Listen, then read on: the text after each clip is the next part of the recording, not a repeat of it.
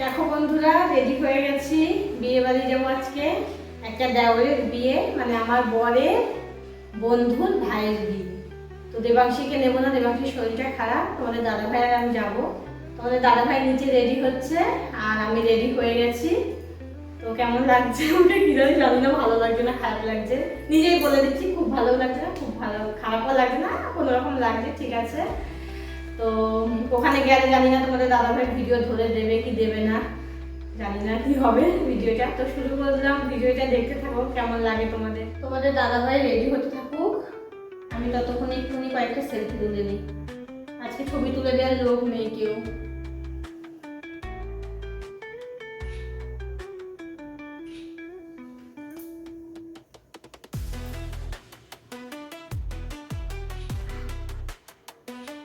ছবিগুলো খুব ভালো আসছে না, জানো তো।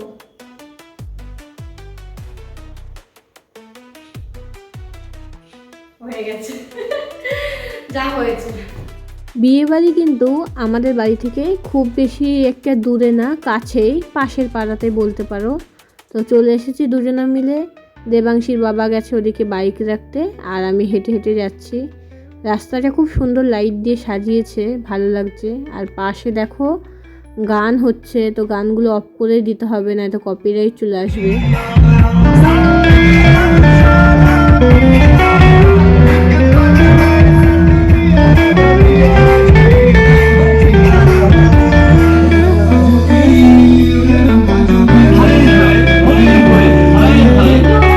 বিয়েবাড়ির ভেতরে চলে এসেছি।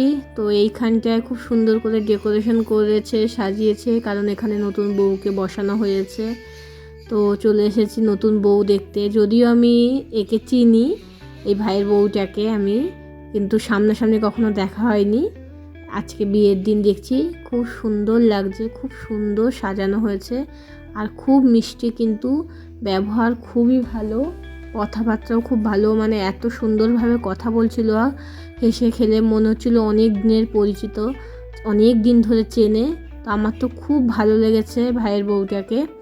তো তারপরে দেখো আমরা একটু ছবি তুলবো বলে দাঁড়িয়েছিলাম, বিয়ে বাড়িতে যা হয় একটু অপেক্ষা করছিলাম। তো তারপর আমরা এখান থেকে ছবি তুললাম কিছু।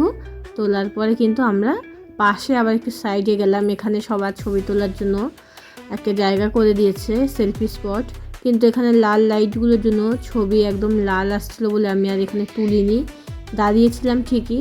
তারপরে দেখা হয়ে গেল আমার জায়ের সাথে। হাই করে দাও একটু।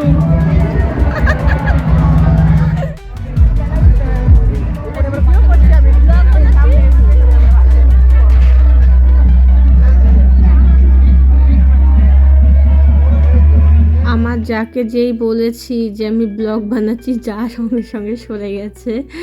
যাই হোক, এখানে আমি একটুখানি ভাবলাম ভিডিও করব, শর্ট ভিডিও আর করা হয়নি। চলে গেছি স্টলে। তো আমার চিকেনের যে কোনো আইটেম খুব ভালো লাগে, তার জন্য প্রথমেই যে আমি একবার চিকেন পকোড়া নিলাম। চিকেন পকোড়াটা খেয়ে কিন্তু আমার খুব ভালোই লেগেছে। তারপর আমি তোমাদের দাদাভাইকে দিয়ে আবার চিকেন পকোড়া এনেছি। আর এই দেখো, এটা একটা দেওর হয়, দেওরের সঙ্গে দেখা হয়ে গেল। তারপরে নিলাম লস্যি। আর লস্যিটা খেতে আমার এত ভালো লাগছিল যে আমি আবার একটা লস্যি নিয়েছিলাম। আর তোমাদের দাদা ভাই, ও যে মানে ফোন নিয়ে এত ব্যস্ত হয়ে যাচ্ছে, ও কোথায় কোথায় চলে যাচ্ছে, ওকে খুঁজে পাচ্ছি না।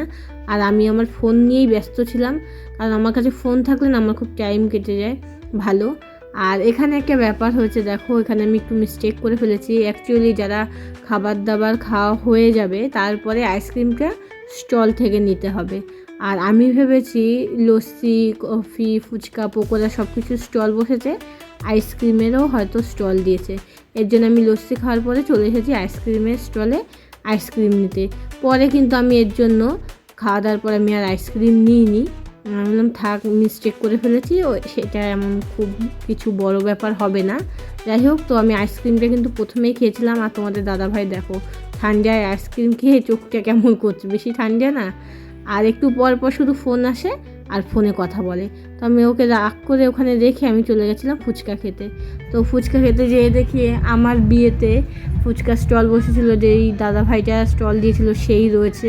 তো আমাকে আবার জিজ্ঞেস করছে বৌমা মেয়ে কোথায়। আমি বললাম ওকে বাড়িতে রেখে এসেছি, ওর শরীরটা খুব একটা ভালো নেই তো তাই। তো বলছে ফুচকা খাও বেশি করে। আমি বলছি না না আমি আর বেশি খাবো না, 3টেই খাবো। তারপরে আমি 3টে ফুচকা খেয়েছি, বেশি খাইনি। এরপরে আবার চলে যাব খাবার টেবিলে খাওয়া দাওয়া করতে, কারণ তাড়াতাড়ি যেতে হবে। দেবাংশীকে তো আমি রেখে এসেছি ওর ঠাম্মির কাছে। তো প্রথমে তোমাদের মেনু কার্ডটা দেখিয়ে দিই। দেখো চিন্ময় ও সুস্মিতার শুভ বৌভাত। তো মেনুতে কিন্তু আজকে অনেক কিছু ছিল। আর তোমাদের দাদাভাই মাটনটা খুব ভালোবাসে, ওদের জন্য বেশি পছন্দ হয়েছিল। এটা তো একটা রিসেপশন ব্লগ, তো রিসেপশনে সেমনভাবে আর কি দেখাবো। বিয়েবাড়ি হলে নয় বিয়ের অনেক রিচুয়াল দেখানো যায়, রিসেপশনে তো সেইভাবে কিছু হয় না। অ্যাকচুয়ালি বিয়েবাড়ির জায়গাটাই এমন, এখানে সাজগোজ, ছবি তোলা, নতুন বউকে দেখা, স্টলের খাবার খাওয়া, মেনুতে কি থাকে এইগুলোই হয় আর কি। তো এর জন্য আমি এইগুলোই দেখাচ্ছি, এক্সট্রা তো আর দেখানোর মতন কিছুই নেই। জানি না তোমাদের কতটা ভালো লাগছে না বোরিং লাগছে। যারা এখনও কষ্ট করে এই পর্যন্ত আছো ভিডিওটা দেখছো তাদের জানাই অনেক অনেক ধন্যবাদ। তো দেখো প্রথমেই চলে এসেছে ফিশ কাটলেট। তো এটা কিন্তু খেতে অনেক ভালো ছিল, ভেতরে অনেকটা মাছ ছিল। তারপরে চলে এসেছে নান আর পনির দিয়ে কাবুলি ছোলার তরকারি বা চানা মশলা যাকে বলে। তারপরে আসলো সাদা ভাত আর দই কাতলা। কাতলা মাছটা এত স্বাদ ছিল, আমি গ্রেভিটা দেওয়ার আগেই কিন্তু কাতলা মাছটা খেয়ে নিয়েছিলাম। আর ডাল ছিল, ফ্রেঞ্চ ফ্রাই ছিল। তো আমি ওগুলো নিইনি, কারণ আমি ডালটা অনেক কিছু মেনু থাকবে না, ডালটা একটু স্কিপ করে দিই। আমাকে আরেকটু দাও। আমি নেব না। আর রাইসের সাথে ছিল মাটন কষা। তো তোমাদের দাদাভাই তো জানোই রাইস ভালো খায় না খুব একটা। যারা পুরনো আমার ভিডিও দেখে তারা জানেন, নতুন যারা দেখছে তারা ঠিক জানো না। তো ও নিয়েছিল সাদা ভাত আর মাটন কষা। তো প্রথমে দেখো 2-3 পিস দিয়েছে, পিসগুলো আমার একটু ভালো লাগেনি, কেমন কেমন পিস দিয়েছে। এমনিতে আমি মাটন প্রিয় না আমার, ঠিক আছে আমি চিকেন ভালোবাসি। তো পরে আবার কয়েকটা পিস দিয়েছে, সেগুলো আবার ভালো ছিল। তো আমি বিয়েবাড়িতে না চাটনিও খাই না, তো এর জন্য দেবাংশীর বাবা চাটনি নিয়েছিল, ওর চাটনিটাই তোমাদের দেখিয়ে দিচ্ছি। আর তারপরে ছিল পাঁপড় আর কালাকাঁদ ছিল, কালাকাঁদ না সরি লচ্চমচম ছিল, আর নলেন গুড়ের মিষ্টি ছিল। যাই হোক রান্নাবান্না খুব ভালো হয়েছে।